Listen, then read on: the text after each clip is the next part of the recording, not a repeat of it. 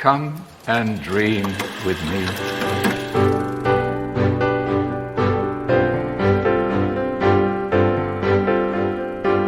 Hello and welcome to What Do You Want to Watch, the Explosion Area's premium media podcast. Every fortnight we get together to talk about movies, TV and online content.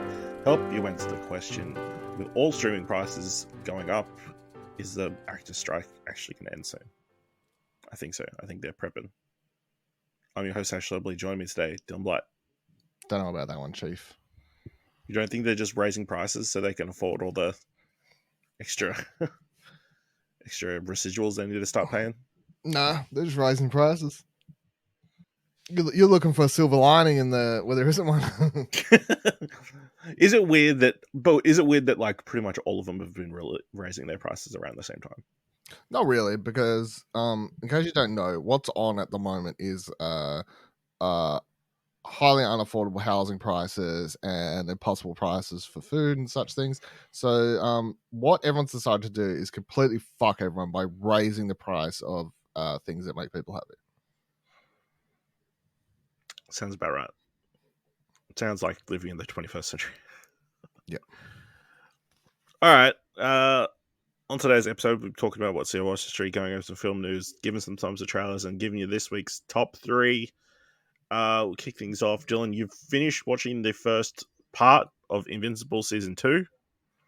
You've got a review up on explosion.com. You gave it a 7 out of 10. Do you want to give us your final overall thoughts of this first part of Invincible Season 2? Yeah. So what's out? One episode, right? I think. One episode. I watched it. It's good. Yeah. So it's sort of weird. I feel like like this whole season split thing. The first part definitely feels like a slower build up to what'll be the second part, especially once you get to the cliffhanger that is in the 4th episode, sort of thing. There's lots of cool stuff along the way, but definitely don't feel like as a season, or I know it's hard because this is a problem with these part 1, part 2 things, but like just as a 4 episode thing, it definitely didn't feel anywhere near as strong as the first 4 episodes of the first season. A little bit more disjointed, along the way. And it's just got all sorts of, you got dealing with, hey, my dad killed everyone, that sucks. You've got his mum dealing with, hey, my husband killed everyone, that sucks. And then amongst that, they try and do some other character stories, but I just don't feel like they have enough time to really get anywhere. I'm forgetting her name. What's the girl superhero got that, like Adam Eve? Like they try and do like a thing with her, of like her trying to deal with the way the world's changing and everything. But again, it just feels like it didn't quite get enough time. And it was also like, I'm pretty sure that was like I only read what happened in that spin-off thing. I didn't actually watch or play the whatever that interactive thing was. But like reading what that happened in that, I'm like, what's it like? I feel like this sort of character beat was covered in that, so I don't know why it's in this season. Like some elements like that. So still good, still Invincible. I definitely feel like part 2 is going to be where the juicy shit is, though. All right. Well, I've watched the first episode. I enjoyed it. It's cool. That he came back. I mean, yeah, it seems like it's probably going to be a slow burn.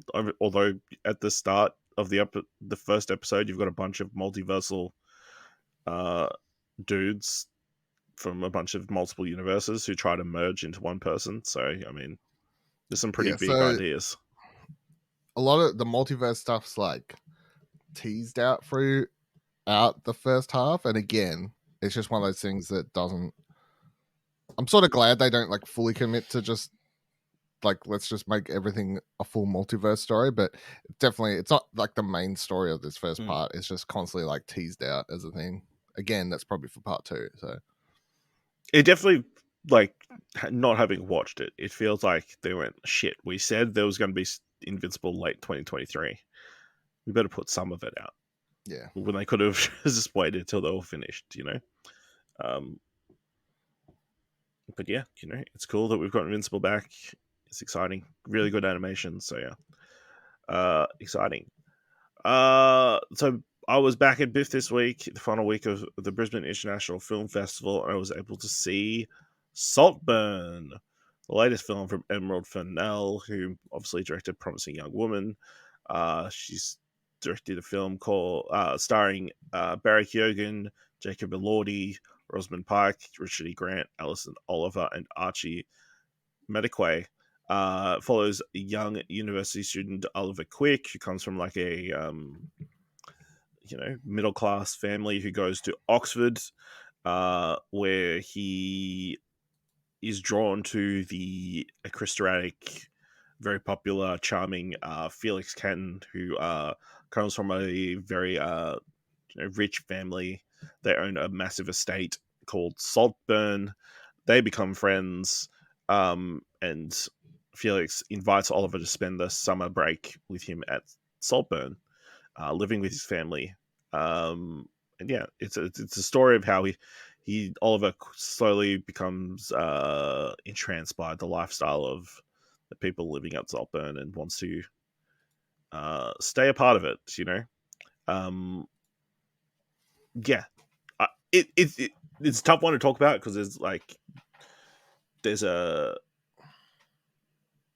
you don't want to like spoil a bunch of stuff. It's like hard to talk about a lot of it without spoiling it. It's a really fantastic drama, with a lot of like really dark comedic bits. There is some weird sex stuff in this that is in a year where in a week in which I talked about Poor Things last week and they were doing crazy sex stuff. This like ratchets up to another level. In my opinion, this movie and Poor Things are like yin and yang. It's like kind of weirdly crazy. Fantastic performance by Barry Keoghan. Jacob Elordi is really fantastic. Like, he could have come off as like a dick, giving his rich status and that kind of stuff, but he's super likable. The most interesting character to me is the most interesting performance is Archie Mediquay, who plays like the cousin who is taken in by the family at Saltburn. He's the kid who was in Gran Turismo. It's like such a vast twist, a completely different role in this, which is wild. But yeah, it's beautifully shot, looks fantastic. Like, obviously they found like some crazy mansion or castle almost-esque place to go shoot all this. But yeah, once the film starts to ratchet up, it's like really riveting to watch.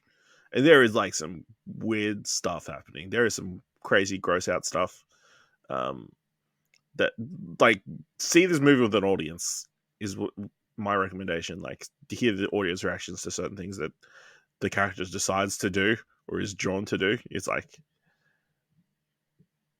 yeah, much watch this year. Whether I think it's Best Picture nominee, I think so. It's like, but again, it's like super weird, and like I don't know if it's going to connect with the larger amount of the Academy, but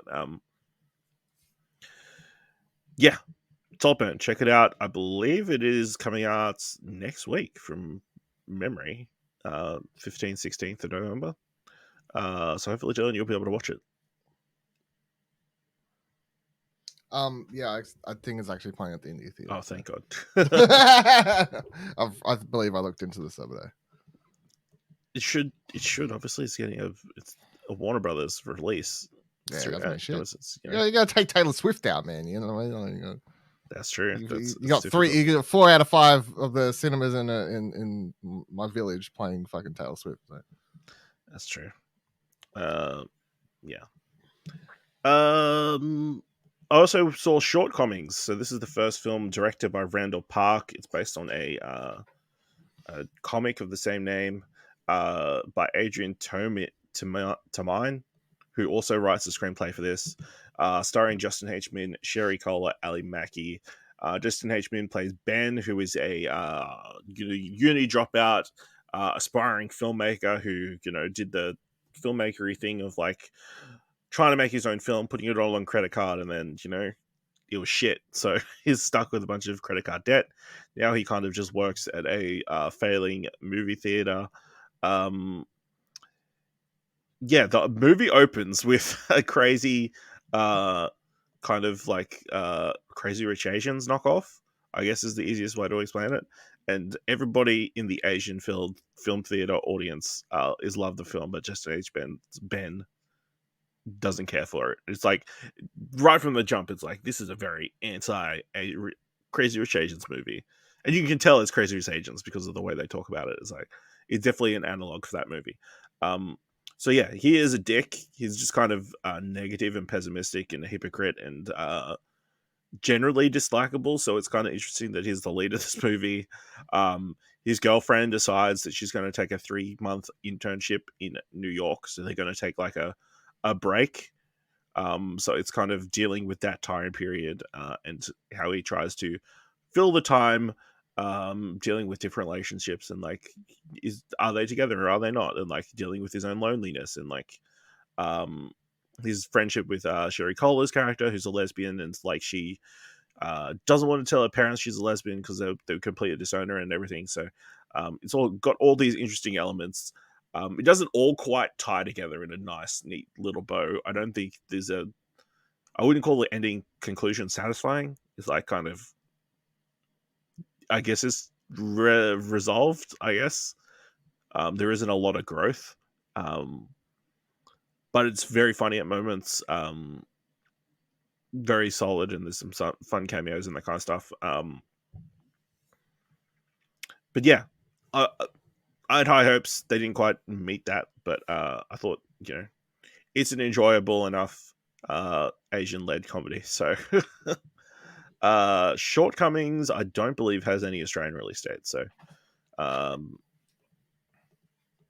yeah, that sucks. Dylan, you watch Haunted Mansion, which just released recently on Disney Plus. Mm-hmm. I did indeed. Yeah. Indeed watch Haunted Mansion. Have you seen this movie? Yeah. Fuck, what a snooze fest, eh? It just wasn't like, I feel like it's, and this happens quite often when you watch these, like, big, it's big company movies. Is you Warner Brothers, Disney, something. There's these big movies. They have like these big. The trailers are usually pretty good and everything like that. And like it's just so many things. You're like Lakeith Stanfield, Rosario Dawson, Owen Wilson, Danny DeVito, Tiffany Haddish. Just like, fuck, that sounds awesome. Justin Simeon. I really like fucking Dear White People. Like it's like all these things, and then you watch it and you're like, how the fuck did all these people make a movie that just seems like it's being made by AI? I don't know. Like it's just so like I just don't know what I don't know. It's so weird. It seems like void of like an actual direction outside of just the one summary, the short paragraph explanation of what the Haunted Mansion ride is and like the characters within it, and then it's like just make it up as you go along, and then they just chucked all these people together and just said film this in like 7 days and let's make the most of it, sort of thing. It just felt so like just utter waste of everyone involved, and I can't even blame anyone, and I don't even know where to look. I feel like it's the script and director's fault, but I can't blame the actors. But like, yeah, I just felt like it was completely like not at all unique or interesting at all.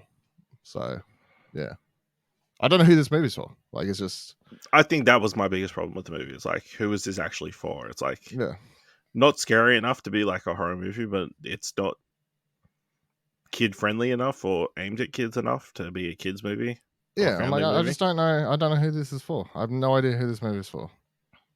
Is it just for people who love the ride and like they get to see like, oh yeah, that thing or that person, or maybe there's Easter eggs in the background, and like, is that it? Sure cool. Like cool. But otherwise, yeah. It's interesting. I did see a lot of articles going up in the last week. People, not a lot. I saw a couple of people do articles like, here's the movies to help get your kids into horror movies. Like people we're writing, which I found Halloween I'd never movies, seen yeah. before. Like here are for Halloween. Here are some good like horror movies that you can show kids, and they weren't like fucking like fucked up joke articles like show them Friday the 13th. They were like good examples of like, you know, a lot of it was animated stuff, which I guess is the thing, because I feel like animated they can get away more with like pushing what is scary, but also, but I found a really interesting thing of like this movie's not scary, but it should be, and I don't see why, if you're trying to make a kids scary movie, it can't be scary. Like I don't know at what stage in the world we said you can't scare kids. You know what I mean? Like, I'm not saying like scar them for life by showing them fucked up shit, but there's, in my opinion, there's absolutely nothing wrong with like if it's age appropriate content and it's gonna like a fucking, let's just fall back on the basics, like some jump scares and shit like that. You know what I mean? Like what's like it's still a horror movie. Like you can make age appropriate. Is it a horror movie movies for kids, or is it just a no, movie it's not with horror. supernatural elements? No, but it's a scary movie. It's not a horror movie, but it's supposed to be. It should be a scary movie. But maybe that's the problem. They just, again, it's like we want to make this family movie and we don't want to make it scary, but we also want to have all these super. But that's pointless because it elements. should be a scary movie. Because I don't understand. Like if you go on a ride that scares you, and then you make a movie and it doesn't scare you, then what the fucking? Oh, we can't scare kids anymore. Well, you can scare kids. You're allowed to scare kids. I'm sorry, but I'm standing on this. You can scare kids. I mean, I'm on board. I'm on board with, you know, stop, you know, wrapping your kids up in bubble wrap, you know. Let them fall down. Let them be scared. Like let them if them be emotionally traumatized by killing their favorite characters. If you as a parent want to be like, I don't want to like I don't think my kid is developed enough to like watch anything that's scary. That's fine, but like I remember, like I don't get it. Like scary movies should be scary, and you can make age appropriate scary movies, and this is just boring. So, what would you say is an age appropriate scary movie? I'll tell you what. I'll come back to it. Let me have I'm trying to remember the name of the movie, and I can't. And you're gonna sit here for fucking 5 minutes. So hold on. I have to find the actor and then go backwards. Well, I mean, like the animated one. So like, but you could just go like Nightmare Before Christmas. Like still, like I know that freaks kids out sometimes with some of the sequences and Oogie Boogie and stuff like that, right? Corpse Bride. What's the difference between freaking out and scaring? Nothing. Or well, I guess a scare is like a jump scare, right? You know, like a you know, like one of that, like that sort of reaction. And freaking out is just that, you know, like the feeling of looking at a character or a sequence and it's just off-putting. You know, I feel like that would be the separation. But yeah, I feel like a lot of those animated ones. What else? Like Coraline. Yeah. Corpse Bride. What's the one I'm thinking of though? It's from like 2005. It's animated though. Monster House. That was the last one I watched where I was like, this is a really like good family friendly scary movie. I feel like that's legit the last one I watched from recent memory. What else would there be? I mean, even back like, I feel like the original Addams Family movies, right? If you compare those to Wednesday, not at all. Like the original Addams Family movies, not scary, but some sequences that were freaky, I guess. Yes. Trying to fucking think now. I definitely feel like as a kid, Gremlins. Yeah. Right. Going back to like stuff like that. So Gremlins. What the fuck else freaked me out as a kid? Labyrinth. Not meant to be like a horror scary movie, but like just that feeling of off-puttingness because of some of the creature designs and stuff like that. That would definitely fall into the same thing. I never watched it, but I don't know, so I can't say if it's actually good or not. But I remember obviously we talked about the house with clock with walls in it. Yep. I remember watching the trailer for that and thinking that actually looked like it was trying to be actually a scary but kids movie. family kids movie and stuff like that. The Scooby-Doo movies were actually pretty good for family, kid friendly, but still had some jump scares and spooks and stuff in it. Yeah. So I don't know. Like I definitely could think about it more, but yeah, I feel like there's nothing from recent memory. Like Coraline, was that? Yeah, it's Coraline would actually be the most recent one because that was out after Monster House. So Coraline's probably the most recent one I could think of, where I know that. Like, I remember seeing articles by parents being like, "Don't show this kids.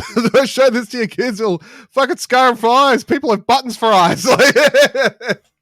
You know. So I mean, if parents are asking that you're not to let your kids watch it, then it must be good. Yeah, I mean, people say Spirited Away is too scary for kids, some sequences, but again, I'm not telling you how to like parent your child. Like, it's up to you to choose your things, but I just feel like they don't. Like, I just don't feel like people are making movies to give people the choice. Little Shop of Horrors, fucking plant eating people. I don't know. Yeah, interesting. Yeah, I just feel like filmmakers are going for the aesthetic of horror movies for kids, but not necessarily the content of horror movies for kids. Yeah. So, all right, let's move into the mandatory Netflix segment of the show. And I've watched the first 2 episodes of Blue-Eye Samurai, the new animated series on Netflix. So it is created by Michael Green and Amber Nozumi, a husband and wife team. Michael Green, best known for writing Logan, Alien Covenant, Blade Runner 2049, and all the all the new Hercule Poirot movies. So this is a bit of a weird weird thing for him to be doing, I guess. Yeah, follows a young woman who is of mixed race origin. So set during the 17th century in Japan, where being mixed race or part white is frowned upon or deemed a deformation or like a sign of shame. She grows up with a blind sword maker who doesn't learn that she's blue-eyed until much later in life, and she learns to like craft swords and like practice sword fighting from watching all the samurai who come through the workshop wanting to get swords and that kind of stuff, and kind of watching and then practicing on her own. She has her own mission in which she wants to find the 4 white people who were in Japan at the time of her birth, so she can murder them all to exact her revenge for her own creation. Yeah, it's beautifully animated, crazy action. Like some of the like, you know, samurai stuff has kind of like come back into vogue in the last few years. This is some of like the best looking animation, like samurai stuff I've seen, at least recently. Yeah, Mizu is like very quiet, and like she's voiced by Maya Erskine, who you wouldn't pick for a stoic kind of character, based on like all her comedic work, and being quite loud and that kind of stuff. So it's like a very interesting, like against type performance. Masi Oka, who people would remember from Heroes, he plays Ringo, a disabled cook who she meets at the start of the show, who doesn't have hands. He's got 2 stumps, unfortunately, but somehow manages to be like a really good cook, and like he's desperately trying to be her apprentice, following her from town to town, and like even though she wants to be very stoic and alone and doesn't want happiness, doesn't want friendship, she just wants revenge. And yeah, in the first episode, like she fights her way through this massive dojo of all these sword fighters and students, like who have been practicing for years, and like just to ask the main head of the dojo like where somebody else is. It's like she beats the shit out of a bunch of people. It's crazy. Some of the violence of this is bizarre. Like there's teeth flying all over the place. There's one moment where she knocks out somebody's teeth, and then she baseball bats the teeth, and one of the teeth ends up in someone's eye. It's like it's beautiful, incredibly well shot. It's like it is M-rated. Let me tell you that. There's like they've animated some nudity and that kind of stuff. Like, and it is incredibly violent. Who's George Takai play? George Takai plays. It says he plays Sekai or something. Oh no, I just saw him in. I don't think I've met that character's been introduced yet. Okay. Oh no, he plays. So Princess Akemi is a princess, or like she's the daughter of a rich lord. She's in classic Japanese storytelling. The any daughters of a lord needs to marry to become the husband of a, so they can get more political power. So the lord is trying to marry her off to like a son of the shogun. She doesn't want to get married to a son of the shogun. She wants to get married to this other samurai who comes from nothing but is really talented and really strong, who fights the Mizu, the Blue Eye Samurai, in the first episode and loses to her, and now is on a quest to get his honor back by fighting her himself. So it's a fun, interconnected world as well. 2 episodes in, really enjoying it.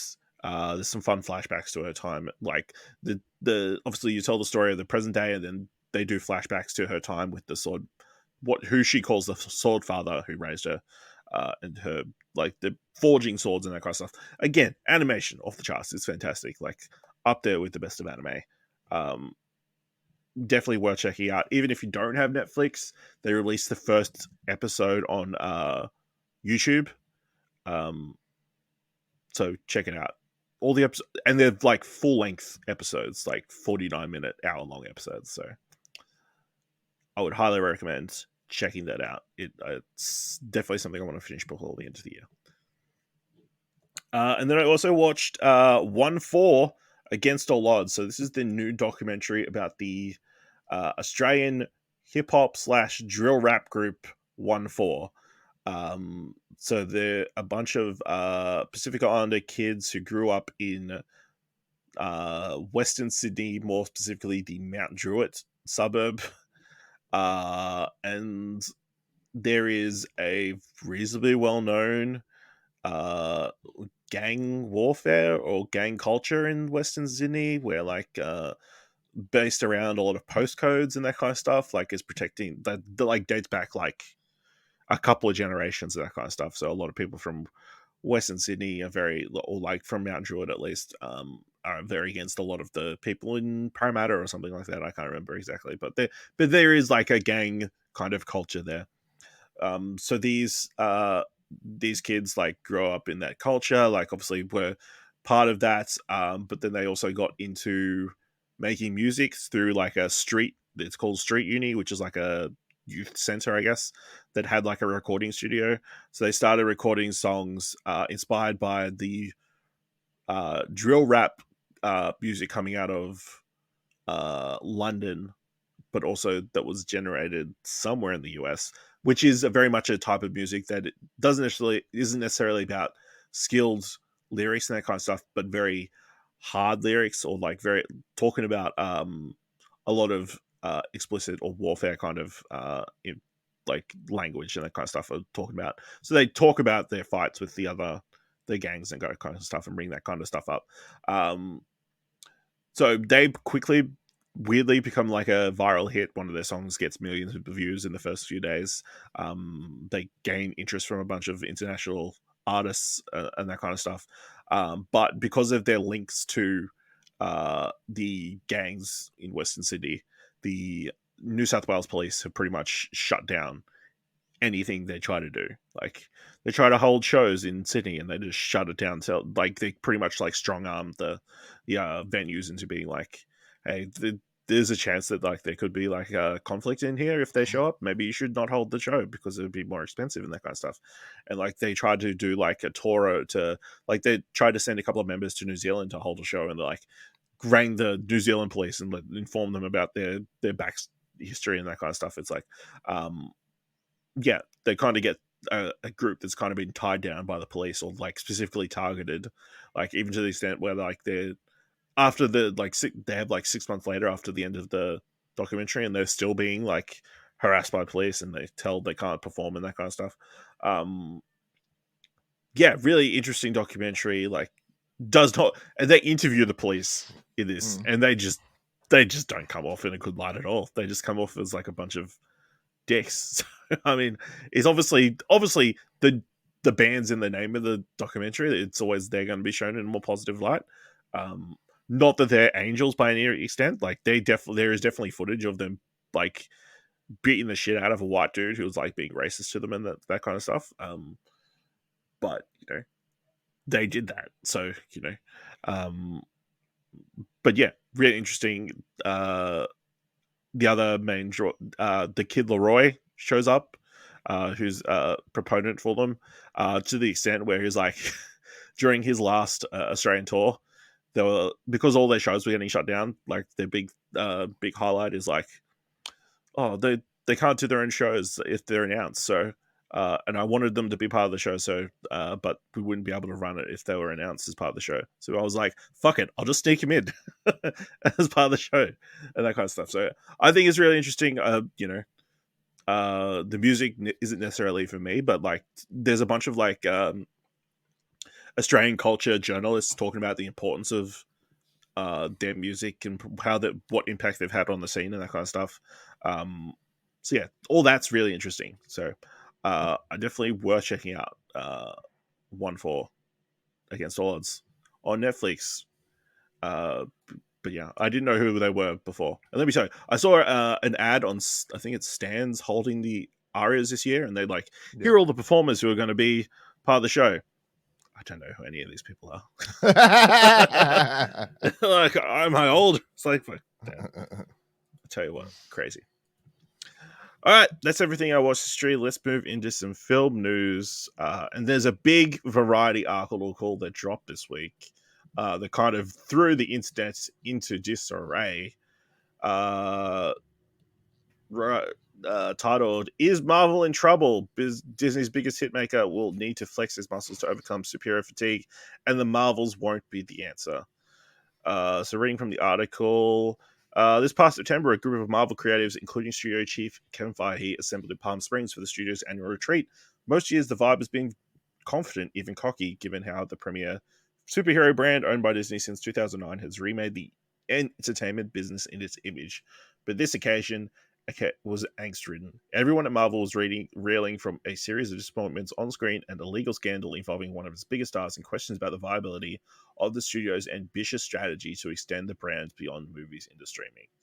Of course, the most pressing issue is discussed at the retreat was about what to do about Jonathan Majors, the actor who has been poised to carry the next phase of the Marvel Cinematic Universe, but is instead headed to a high-profile trial in New York later this year on a domestic violence charge. The actor insists he is the victim, but is the damage to his reputation and the chance he could lose the case has forced Marvel to reconsider its plans to send the next phase of its interlocking slate of sequels, spin-offs, and series around Majors' villainous character, Kang the Conqueror. As the gathering in Palm Springs, executives discussed backup plans, including pivoting to another comic book adversary like Doctor Doom, but making any shift which would carry its own headaches. Majors was already a big presence in the MCU, including a scene-stealing antagonist in February's Ant-Man and the Wasp: Quantumania. He is also positioned as the franchise's next big thing in the season of Loki, particularly in the finale, which airs on November 9th, and sets up Kang as the titular star of the fifth Avengers movie in 2026. Marvel is truly fucked with the whole Kang angle, says one top deal maker who has seen the final episode of Loki episode, and they haven't had the opportunity to rewrite until very recently because of the WGA strike, but I don't see a path to how they move forward with him. Yeah, Dylan, let's start there. Obviously, we know Jonathan Majors' involvement in the MCU has been a problem for a while. Is just pivoting Doctor Doom the answer, or what do they do? Let's help. Let's give them some solutions. I think if Loki's going to end this week with him still being set up as a major player, the major threat within this current run in the MCU, you just recast him.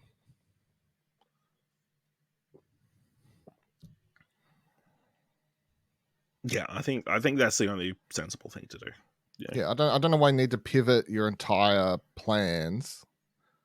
Like, you just recast him. It's fine. We've had recast actors in the MCU before. People move on. It's fine.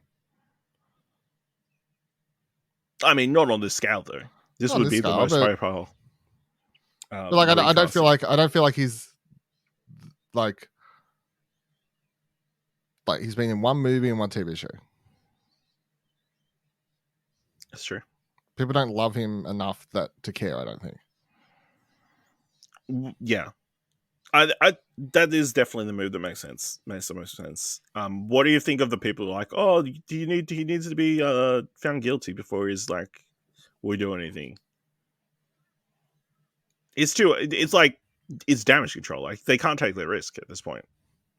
Most companies do, whenever in recent times when any major accusation is made, like, no, it's dumb. That's a dumb thing to say. If someone's accused of something and a company chooses to ignore it until the trial and continue with them, that's dumb. What they do is they usually hire their own third-party company to investigate and to tell them, in their opinion, their third-party opinion, is there enough here that we should be worried about?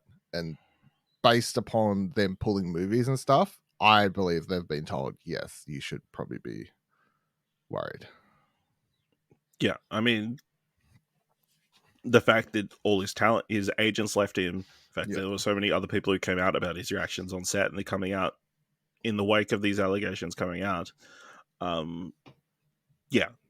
It's also I mean, just to add on one other thing quickly, it's the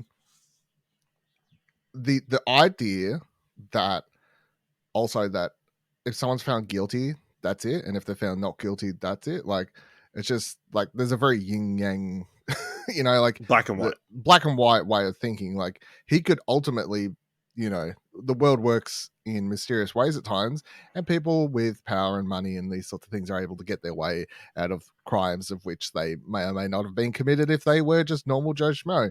So to rely on the court system to find someone guilty to choose whether or not that person may or may not have done something is not always a good line of thinking, in my opinion. Yeah, I think his reputation is so damaged at this point. It's hard to imagine them investing another, what would probably have to be $300 million movie on his back. So recasts, there is a bunch of actors who could easily do that job. So, but yeah, that's only the tip of the iceberg according to this Variety art. Well, that is a major part of the iceberg, but a big part. Beyond the bad press from ages, the brain trust at Marvel is also grappling with the November release of The Marvels, a sequel to 2019's blockbuster Captain Marvel that has been plagued with lengthy reshoots and now appears to be likely to underwhelm at the box office. This is all an unprecedented turn of fortune for a company that has enjoyed a nearly uninterrupted string of hits ever since it started independently producing its movies in 2008. With 2008's Iron Man, that wildly profitable run culminated in the $2.8 billion success of Avengers Endgame, a high watermark for the studio that has earned nearly $30 billion over 32 films. Replicating that phenomenon was never easy. However, the source of Marvel's current troubles can be traced back to 2020. That's when the COVID pandemic ushered in a mandate to help boost Disney's stock price with an endless torrent of interconnected Marvel content for the studio's fledgling streaming platform Disney+. According to the plan, there would have never been a lapse in superhero fare with either a film in theaters or a new television series streaming at any given moment. But the ensuing tsunami of spandex proved to be too much of a good thing, and the demands of churning out so much content taxed the Marvel apparatus. Moreover, the need to tease out an interwoven storyline over so many disparate shows, movies, and platforms created a muddled narrative that baffled viewers. The Marvel machine was pumping out a lot of content to get to the point where there was too much and they were burning people out. It's possible, says Wall Street analyst Eric Handler, who covers Disney. The more you do, the tougher it is to maintain quality. They tried experimenting with breaking in some new characters like Shang-Chi and Eternals with mixed results. With budgets as big as these, you need home runs. Let's talk about that then. Like, obviously, we've discussed multiple times that Marvel has been...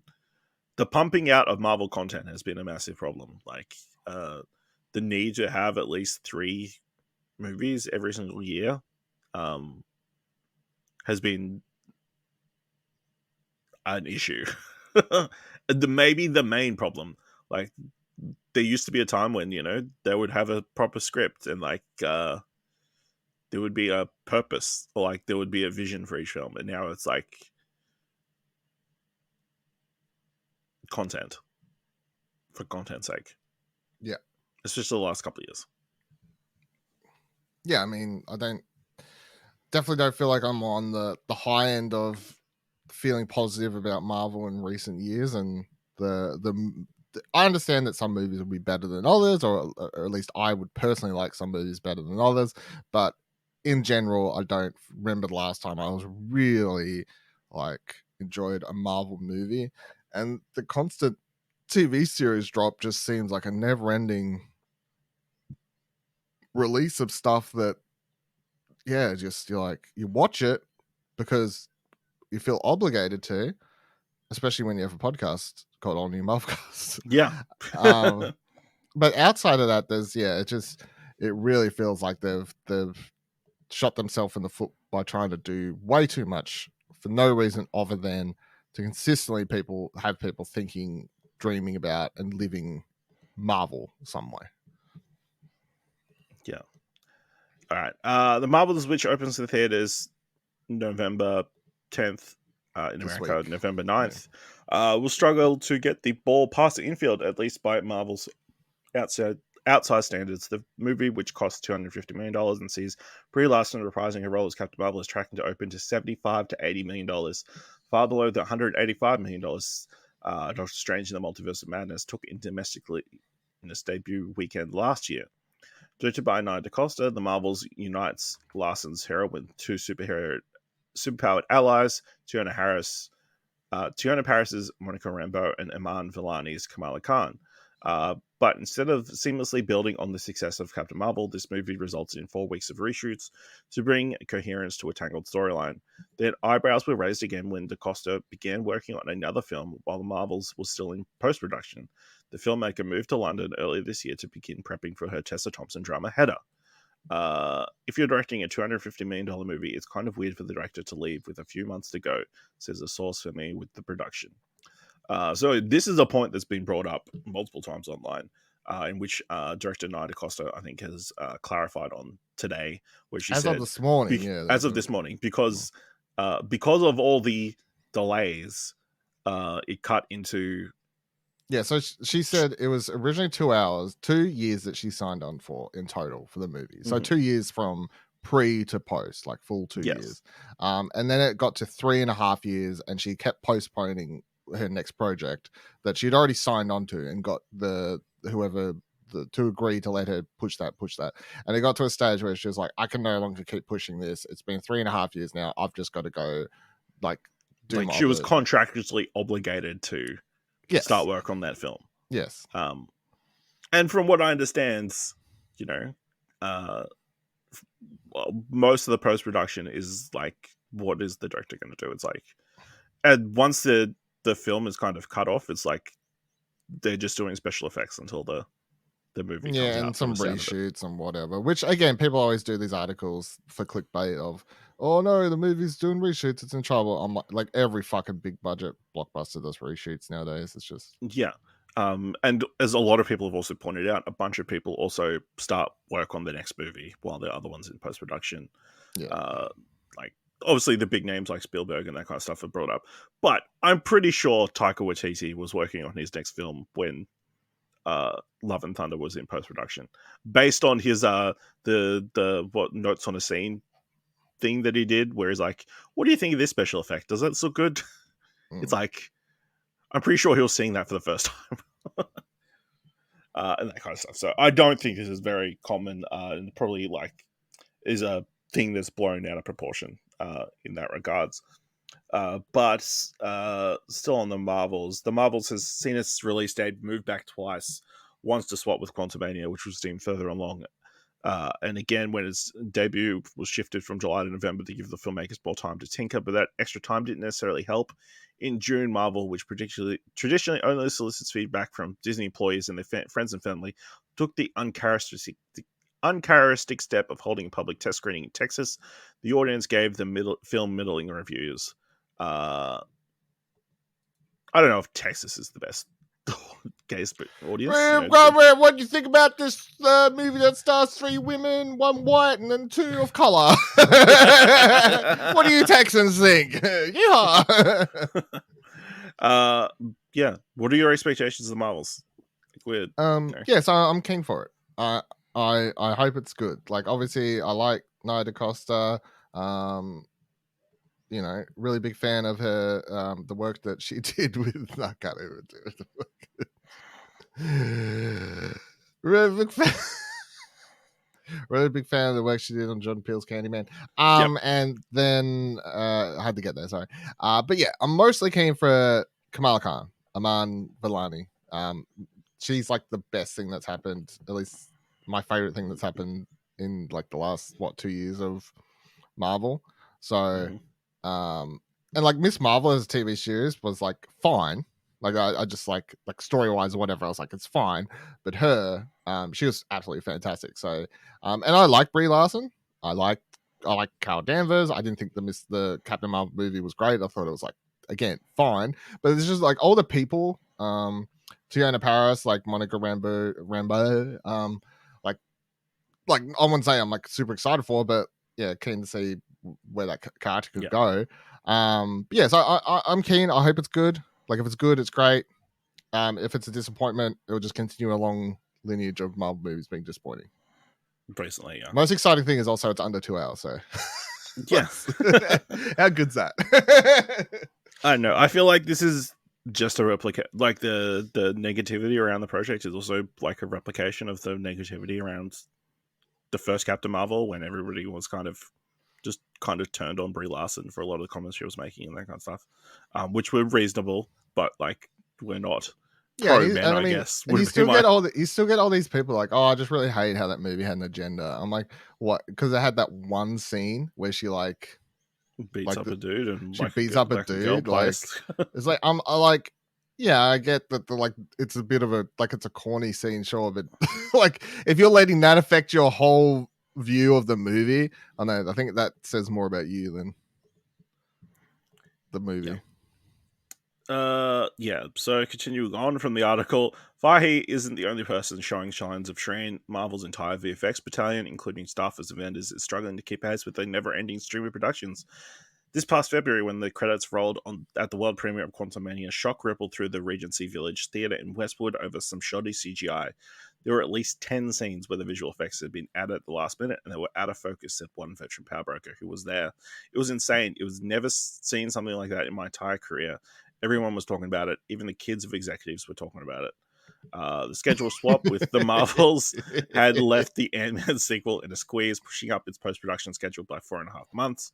Marvel films are known for coming down to the wire, given Fahey's ability to foam the runway and land a plane that way, says one executive familiar with how the company operates. But this level of unfinished was unprecedented and was noted in scathing reviews when the tentpole, with a $200 million budget, opened 11 days after the premiere. Critics weren't the only ones left dismayed. Fed up with 14-hour days and no overtime, Marvel VFX workers voted unanimously to unionize September, sparking an industry-wide trend. The year 2023 was the straw that broke the camel's back, says former Marvel Studios VFX assistant coordinator Anna George, who appeared before the Congressional Labor Caucus on October 19th to testify about the studio's untenable deadlines and working conditions. The pay and long hours at Marvel were the reason we had to start our unionization process there. The conditions were completely unsustainable. Yes. Yeah, absolutely. I got no. This has been a well-known thing since what? Like I remember the most prominent article about the special effects issues at Marvel coming out probably around the first Black Panther time. With the rush to finish that last sequence and people pointing out that the final sequence of that movie had a lot of issues, and then the people were like, yeah, it's because we had like rushed it out, we didn't have time.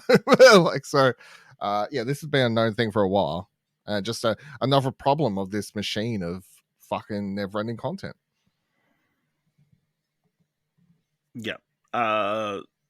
This article also says 1 month after Quantumpania's premiere debacle, the guillotine fell on Victoria Alonso, who oversaw the studio's physical production, post-production, VFX, and animation.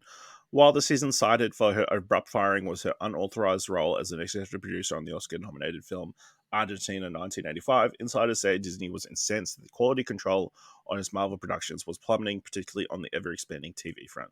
The VFX logjam had been evident for some time, with some final effects for the Disney Plus series as WandaVision and She-Hulk's Attorney at Law inserted after their streaming debuts.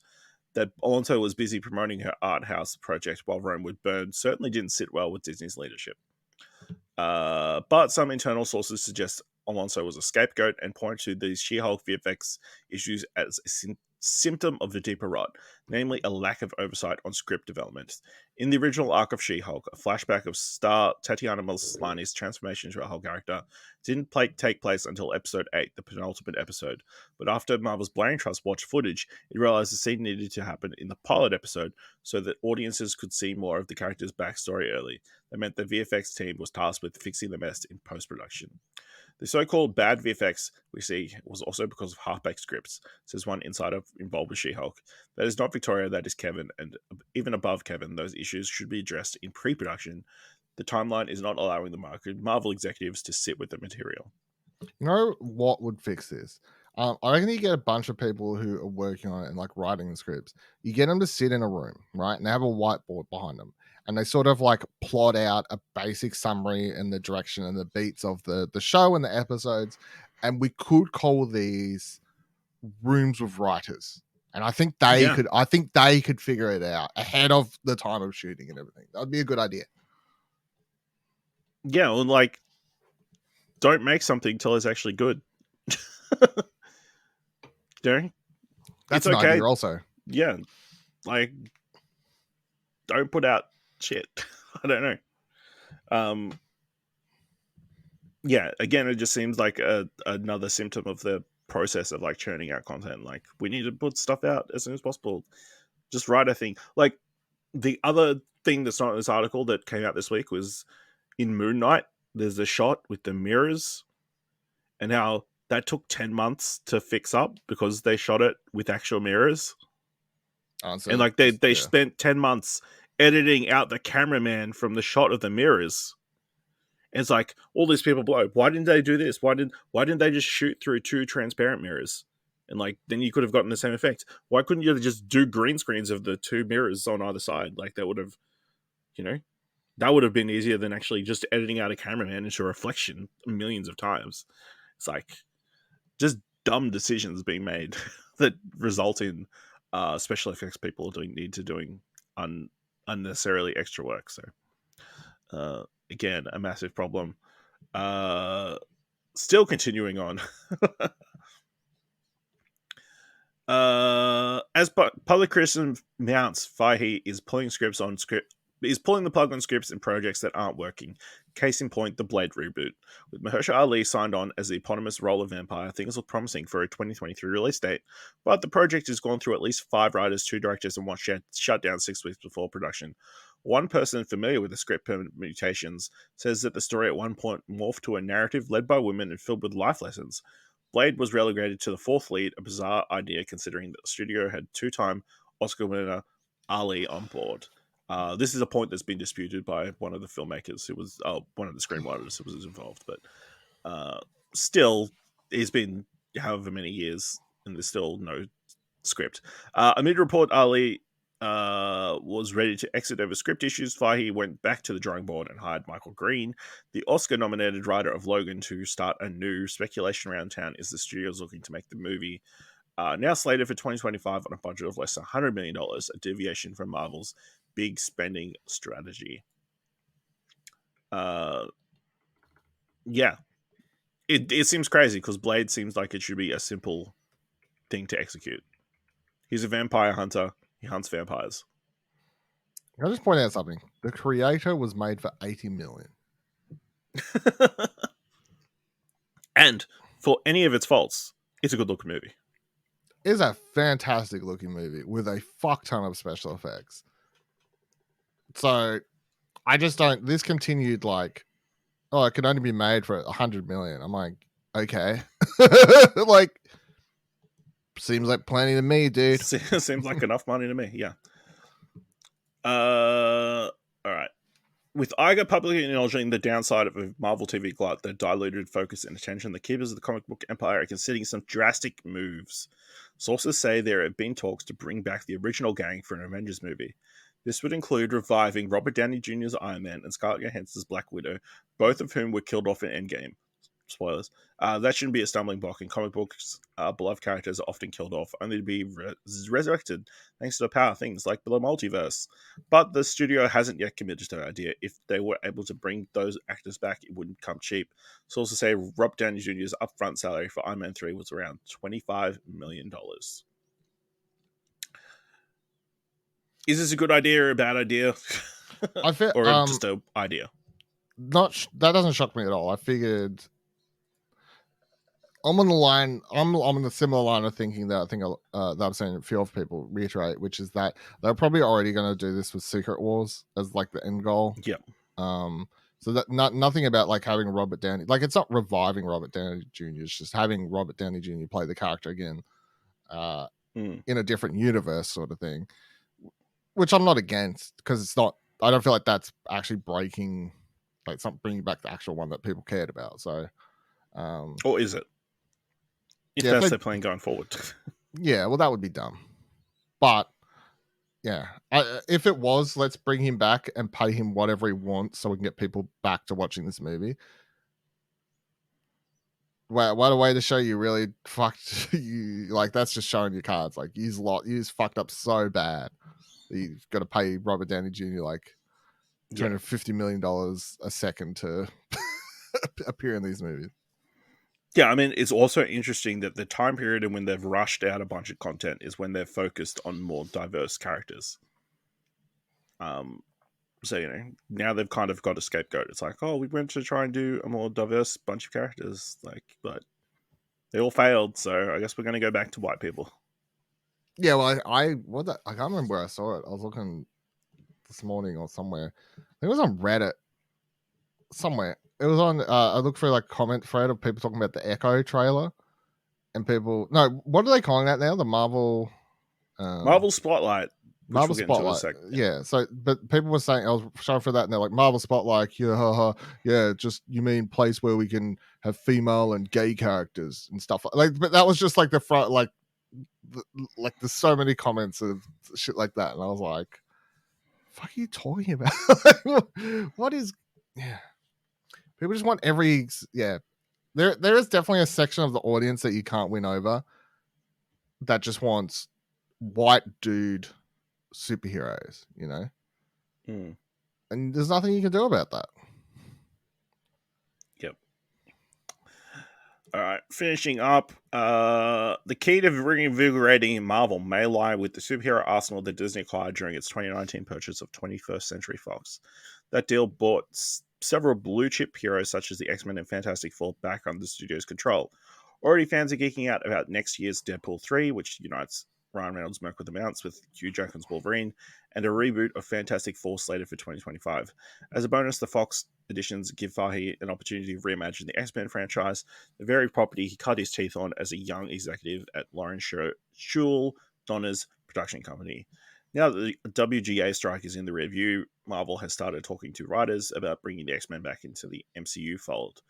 While Fahey recalibrates, the rest of the industry is anxiously hoping that Marvel's best days are not behind it. Writing the Marvel obituary would be ill-advised, says Jason Squire, Professor Emeritus at USC School of Cinematic Arts and host of the Movie Business podcast. Kevin Feige is the Babe Ruth of movie executives, and Marvel has the most profitable track record in movie history. No question. Are the X-Men and Fantastic Four the future of Marvel and getting it back on track? Making X-Men movies would be the choice. The problem is I feel like they're just gonna fuck up by trying. They're not gonna make X-Men and Fantastic Four movies with good X-Men and Fantastic Four stories. They're just gonna be, again, just down this line of trying to think of them, how to fit them into the bigger universe, and you know, tying them in so it's all part of the bigger plot and all this sort of stuff. It's like, just fucking like get to that in some crossover event down the line. But for now, you're at X-Men issue number 1. What's their story? You know, we're not at the crossover event. Just chill out. Yep. All right. So in related MCU news, of course, the Echo trailer came out this week. We talked about it on New Marvel Cast, but in that same breath, they announced the new branding, Marvel Spotlight. according to head of streaming Brad Winderbaum, Marvel Spotlight gives a platform to bring more grounded, character-driven stories to the screen, and in the case of Echo, focusing on street-level stakes over larger MCU continuity. Just like comic fans didn't need to read Avengers or Fantastic Four to enjoy a Ghost Rider Spotlight comic, our audience doesn't need to have seen any other Marvel series to understand what's happening in Maya's story. Is this an interesting idea when they're talking about a character who was introduced in Hawkeye? You don't need to have watched anything MCU, except maybe the series that she was introduced in. I mean, I get it. Ultimately, I don't feel like you really need to watch Hawkeye. Like, I feel like they could cover in one quick 30-second conversation, you can cover what's happened to her in Hawkeye to set people up for the show. So I feel like that's fine. As a branding and everything. Are people too obsessed with having all the prior knowledge? Which is not a thing in actual comic books. Like, people just buy an issue 1 or like jump in whenever they say it's a good jumping in point. Also, you can just jump in and then they'll have the editor's note, like, as seen in this. And then if you care enough and like the comic or character enough, you can be like, oh, I might check that out. Yeah. But you don't actually, you don't pick up an issue of comic, go, all right, so who's in this? Oh, this character's cool. So what are their 1,000 comics I need to read prior to reading this issue? Yeah. Yes. But as a branding thing, it's funny to me because I'm like, okay, so it's just the Netflix shows. Like, to the degree, it's just like, here's the, it's just the Netflix and ABC shows. Like, we're just doing that again, but like connected, but it's connected, but it's not connected. Also, it's connected, but not enough that it matters yet. Yeah. All right. I mean, it's cool if they want to like tell standalone stories. I mean, and like definitively say, hey, just watch this, don't care about anything else. I feel like they could definitely retroactively fit that into a couple of their things, like Moon Knight, like Werewolf by Night. It's like, oh, you don't need to have watched anything else MCU, you can just start here. But yeah, I mean, it's an interesting idea, and definitely hopefully we see some interesting characters going forward, which brings us to this week's top 3. Definitely in the top 3. Of course, this week I thought, let's do top 3 projects Marvel Spotlight should do. So what characters should they introduce with this Marvel Spotlight banner? Dylan, what's your number 3? Number 3 is a little bit of a cop out, but they should just do Cloak and Dagger again, but under this banner. What? Just like keep the same. Release no. Like I don't know. Maybe they could do the thing where they continue on, like they're doing the Daredevil. Like they're not like the getting rid of continuity. I don't know. Up to them. But I feel like Cloak and Dagger. Like I always wanted to watch that show, and I watched like a little bit, but then it like got cancelled before I even got around to watching more and whatever else, and the whole ABC thing. And I was like, oh, whatever. But I like those characters, so. All right. My number 3, Magic, the X-Men character. You've probably seen her in a bunch of stuff. She's the one with the big sword. She's got an interesting story where like she gets tricked into moving into limbo as a child, and eventually becomes the ruler of limbo before becoming an X-Men. So I think there's an interesting story you could tell there. I especially enjoyed her arc in the Marvel's Midnight Suns game. So I feel like if you explore her backstory, I think you could do a reasonably interesting miniseries around that character. So, yeah. Dylan, what's your number 2? Number 2 is Ghost Rider. Get it right. Let's finally get it right. Fourth time's the charm. Fourth time's the charm. Fuck it. Like, yeah, just do it. You may have also seen Ghost Rider in that game. Yeah. My number 2 is a character called Longshot, who is also part of the X-Men universe. So he is a being from another universe who has amnesia, comes to Earth, and soon learns he have like probability powers, in which he can influence things as long as he has good intentions. So yeah, that seems like a character that's ripe for like a small story, trying to figure out who he is, and then also like I'm sure you could do some fun visual effects or fun set pieces around that probability kind of stuff. So yeah, that's my number 2. Dylan, what is your number 1? Number 1, Howard the Duck. That's Full a good choice. series. Seth Green still does his voice. It's like sort of like the last round in the comics. You know, it's like it's a joke, like, but it's not. But it's funny, but serious. But like you shoot it and make it with like the full you know, like 70s neo noir vibe and everything. Yeah, fuck yeah, give me that. All right, my number 1, Squirrel Girl. There's no way that Squirrel Girl would ever work as a character in the main MCU continuity or whatever. Just stick her in, tell a weird story with Squirrel Girl. She's fun. Enough said. Doesn't need to be connected to anything. Just put her in the middle of nowhere. Doesn't need to be New York, you know. Just let it be Squirrel Girl. All right, let's move into giving some thumbs to trailers. Of course, you can find all the trailers we're about to talk about in the show notes below. Kicking things off, Lift, directed by F. Gary Gray, starring Kevin Hart, Gugu Mbatha Raw, Vincent D'Onofrio, Ursula Corbero, Billy Magnuson, Jacob Batalon, Jean Reno, and Sam Worthington. A master thief is wooed by his ex-girlfriend and the FBI to pull off an impossible heist with his international crew on a 777 passenger flight from London to Zurich. Dylan, what do you think of this new Kevin Hart movie? I'll go 1 up, 1 down. It looks like it could be dumb fun, but also I just hate Kevin Hart in this. Like everyone else and everything, I'm like, I'm fine. Kevin Hart, I just can't. I can't. Like, I was struggling. What, you don't think he's a believable lead? Or I feel like he's too short. His humor does. He's too short. He's too short to be a thief. Do you know? Yeah, I'm 1 up, 1 down as well. I mean, it looks fine. I didn't have that issue with Kevin Hart. I enjoyed the Billy Magnuson of it all and his super enthusiastic, you know, bit about wanting to put his arms in. And if there was a movie, everybody would want to put their arms in.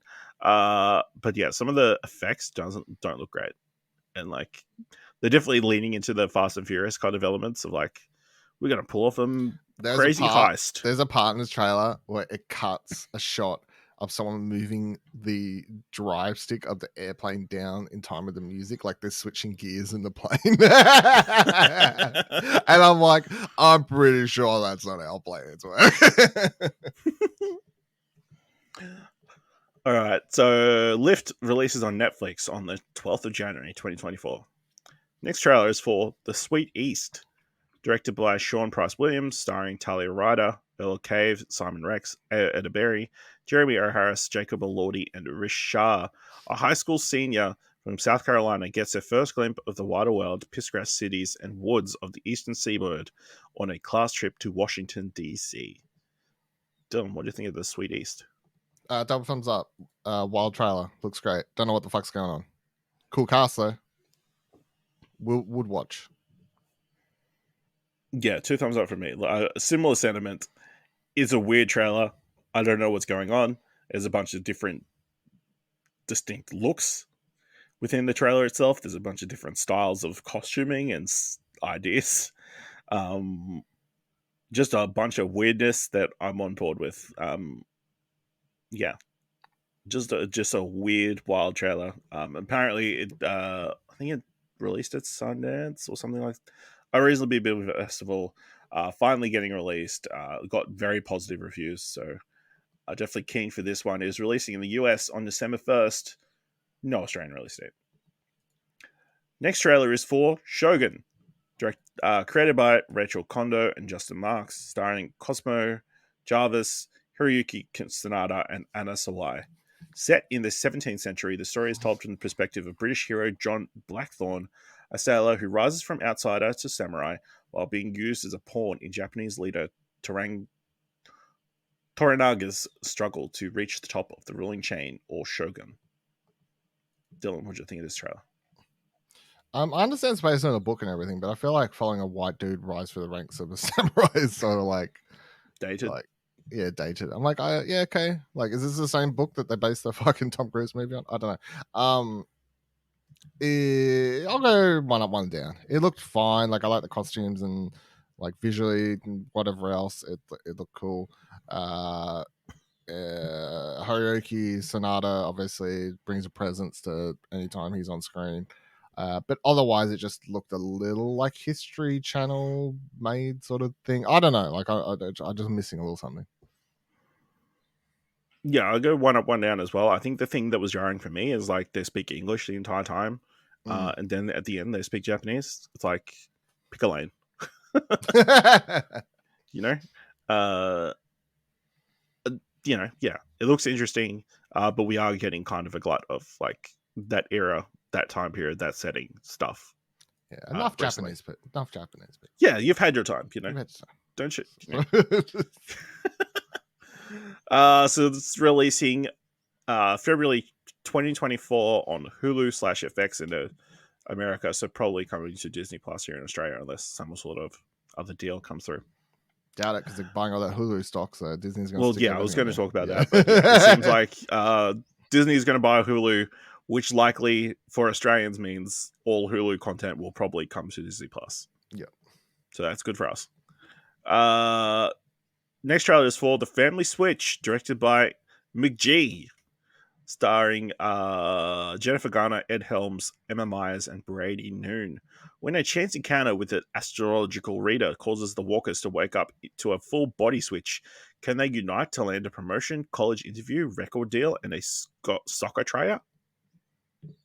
Dylan, what do you think of this 13 going on 30, 17 again / Freaky Friday movie? I'll go one down. I mean, it's a family movie, obviously. It's a premise we've seen done a million times, but I'm like, I don't know, like, looks like it could be, you know, a little bit of fun still. It's a premise that keeps getting done because it is fun, I guess. I'm keen to see what's her name, Emma Myers, like in this, because obviously she was like standout in the Wednesday series. I like Jennifer Garner and Ed Helms, so yeah, fuck it. One up, one down. It's 2 thumbs up from me. I think it's just it's going to hit that family vibe. On top of being a Freaky Friday-esque movie, it's also a Christmas movie. So, and there's a baby and a pig. No, a baby and a dog. Baby and a dog that switch places. Yeah. So I mean, what you doing? That's genius. Yeah. But yeah, it looks like it's going to be the fun family movie that you kind of want to sit around and watch at Christmas time. So that's exciting. Or at least interesting. This is releasing on Netflix 30th of November. Last trailer for this week, The Fall Guy, directed by David Leitch, starring Ryan Gosling, Emma Blunt, Winston Duke, Aaron Taylor-Johnson, Hannah Weddingham, Stephanie Hsu. A battered and past his prime stuntman Colt finds himself working on a movie set with the A-list star for whom he's doubled long ago. When the star goes missing and the film, which is being directed by Colt's ex-girlfriend, is in danger of being shut down, he volunteers to investigate the disappearance and find the missing actor. Dylan, there's been a lot of discussion around this trailer, and people are very split on it. Some people saying it's the downfall of all action movies, and everybody else saying it's going to be their new personality. Where do you fall on this scale? I'm confused. Why is it the fall of action movies? I have no idea. Because it's not John Wick. I've watched this trailer 3 times. I can't fucking wait. Double thumbs up all the way for me. I watch this trailer. Yeah, I've watched this every time I watch it. Like, to me, I love fucking Ryan Gosling when he's doing these action comedy films. Like, fucking, like he just sort of hits a perfect note. I feel like he's weirdly made for them somehow. And watching this just reminded me how sad it is we never got more of the nice guys. is how I feel watching this trailer. So yeah, triple thumbs up. This is jumping into where do you even get that chance? So I put a toe up as well, this is jumping straight into one of my anticipated movies of next year list, I reckon, for sure. Yeah, this is 2 thumbs up from me as well. I think it looks really good, looks really fun. Like, obviously, Ryan Gosling, he plays the reluctant everyman action hero very well. Yeah, it looks like he's got great chemistry with Emily Blunt. There looks like fun sequences set in Australia. Yep. There's multiple Got the shots, obviously, opera house with and the shit, opera yeah. house, and they're going over the harbour bridge. It looks like big action sequence. So, lots of spotting stuff for us Australians, I'm assuming. You know my favorite Um, line from this trailer? What? It's the part where he like fights all those dudes at the club and it cuts to him talking to her at like the movie set after. He's like, oh no, in the club or whatever. He's like, I had no choice, had to do some Jason Bourne shit. Yeah, it looks like it's going to be a fun action comedy. Comedy, a keyword there. Lots of jokes and that kind of stuff. It doesn't need to be hardcore. So, It's a love yeah. story. What are you talking about? It's a rom-com. romance. Yeah. It's actually a rom-com. Yeah. So it's releasing here in Australia on the 29th of February 2024. Dylan, this week, what do you want to watch? So Captain Marvel will be the movie pick. And for the TV pick, I'm going with the Santa Clauses season 2. Ooh, the Santa Clauses, which we're going to talk about over on All New Marvel on A Very Explosion Network Christmas. That's the one. That is the one. All right. I mean, the Marvels is probably the one for me as well. We'll be doing a spoiler cast on All New Marvel Cast about that. But I'm also looking forward to The Curse, which releases on Saturday on Paramount Plus. The new Nathan Fielder, Emma Stone, Penny Safdie joint, which looks like it'll be wild. Also, The Killer's out this week on Netflix. You should all go watch that, the new David Fincher movie. Oh yeah, I forgot about that. I didn't forget about that, but like I forgot that was out this week. And also NCIS Sydney launch. Hell to the no. All right, let us know what you want to watch this week, what your top 3 MCU spotlight films are, or what you think is the MCU in shambles, as has been constantly described around the internet. Let us know by going to explosion.com/Twitter or jump to Discord at explosion.com/Discord. If you want to help us out here at What Do You Want to Watch, leave us a review on Apple Podcasts or on Podchaser, leave us 5 stars, and you can leave 5 stars, or just tell people about the show. And if you enjoyed this episode, thought it was worth $1, head on over to our Ko-fi page at explosion.com/support. Thank you very much for listening. Until next time, keep watching stuff, I guess.